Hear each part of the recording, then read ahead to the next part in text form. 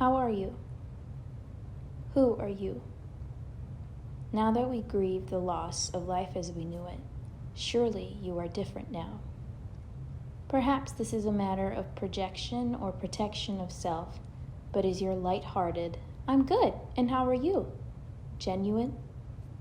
Perhaps the half-hearted assertion that your wellness is in peak condition alleviates the pressure of articulating the state of your truest form, the form that collapses into bed each night, longing for normalcy, comfort, the care of anyone willing to offer it. How are you? Someone might ask. Imagine our collective replies. I'm feeling more uninspired than I ever have, and I don't know what it will take for my soul to be reinvigorated. I don't know when any of this will end. When will it end? Our feelings are as minced as the ingredients for a rather convoluted emotional meal, our minds more cluttered than the checkerboard spread of pixelated faces dinging in and out of the world's largest room. Somehow, amidst all of this, the unspoken expectation of an uncomplicated reply creeps throughout our minds, lurking, waiting to stifle any semblance of an authentic response. But it'd be easier for them to hear that I'm fine.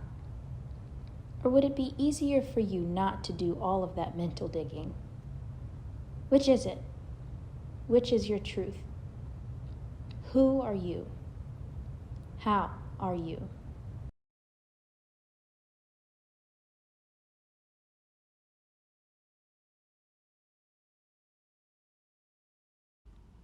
The night sneaks up on us sooner than we expect. We sleep through the day in hopes of time passing faster. Our brains keep us up with the future we want for ourselves, without knowing what these days were supposed to consist of. Were these days supposed to be the best days of my life? The good old days? What was I supposed to achieve? Who was I supposed to meet? Why do I feel robbed from life? Are these problems as big as we think that they are? Or have we been taking advantage of the world we have been given? Home. Home has never felt so safe. But I have never felt so trapped in my own thoughts. A hug has new meaning. It is now a weapon. Friendships are more sacred when kept at a distance. Time feels like an unnecessary social structure, and death has never felt so close, so you flirt with the idea of staying alive.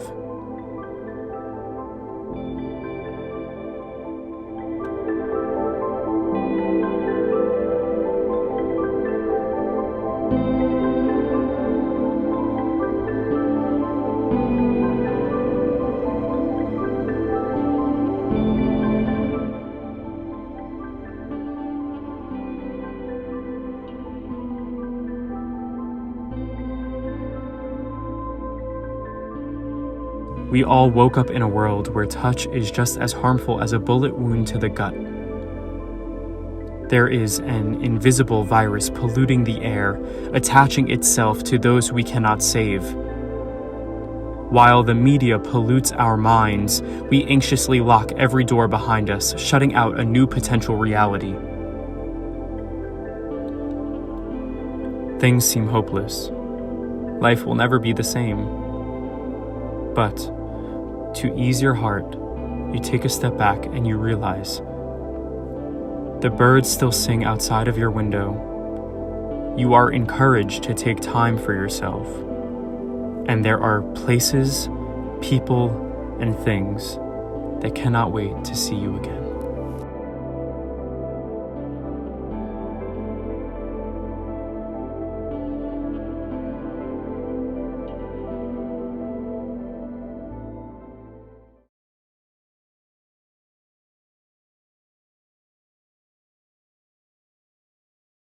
Yes.